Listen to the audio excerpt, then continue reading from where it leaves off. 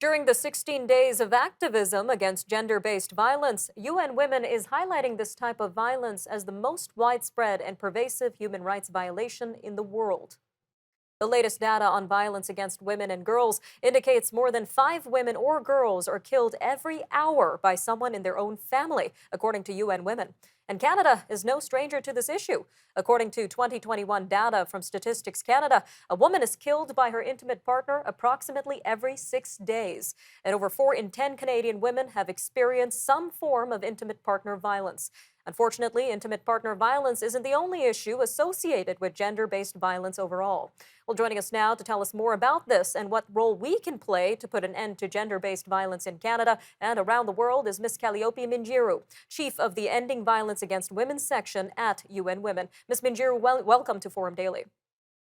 Thank you for having me. Now, this year's theme during the 16 days of activism is activism itself. So can you tell us a little bit more about this theme and how it compares to previous years? Thank you. This year's theme really tries to focus on the role that women's rights organizations, feminist organizations play around the world in order to prevent violence against women and to respond to such violence. We have evidence around the world that such a role of women's rights organizations, it even reduces violence in the longer term because they do contribute to how they can change laws and policies and how they can activate a whole of society dialogue about the issue of violence against women and girls. But we do invite beyond the women's rights activists and women's rights, human rights defenders, we do invite the whole society, all of you, to become activists and to take a very active stand in order to end violence against women and girls now and for all. I like that anyone can become an activist and make a difference in this issue, ma'am. Now, in terms of data, we know UN Women recently came out with a report on femicide itself. It found over 5 women and girls are killed every hour by intimate partners or family members. So what does this mean for the safety of women overall around the world, including inside their homes? First of all, to remind you that when we talk about statistics and data, we have to remember that behind these numbers, there are real women and girls. There are real lives that they have been shattered just at one moment, forever. Their lives have been shattered forever.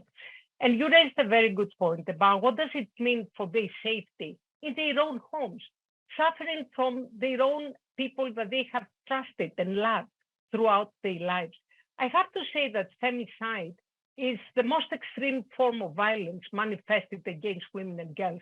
What we usually see, it's like different forms of violence already happening at home, domestic violence as we call it, or intimate partner violence, that it's getting escalated with the time and then it ends to femicide. So safety at home is a very precarious issue for many, many women around the world. And very often this is preventable. Because if the police has reacted to such calls of domestic violence early on, they had the proper risk assessment for the survivors, for the victims of such violence, such femicides could have been prevented in the first place. Now, advocates here in Canada, they're shedding light on how society can dismiss such violence. And in this way, it could also come in subtle ways. So can you tell us a little bit more about how this happens?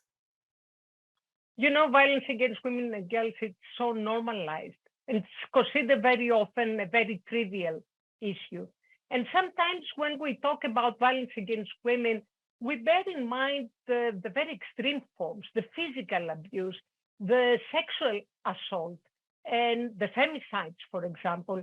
When we have so many different forms of violence, like, for example, sexual harassment in the streets, sexual harassment in the workplaces, sexual harassment in schools, for example, and that the way it has been trivialized, that it's a phenomenon, that it's a part of life in everyday lives, it's really unacceptable.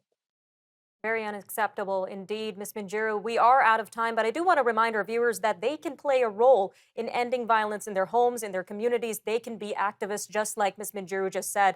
Ms. Mingeiro, thank you for this important conversation. Thank you.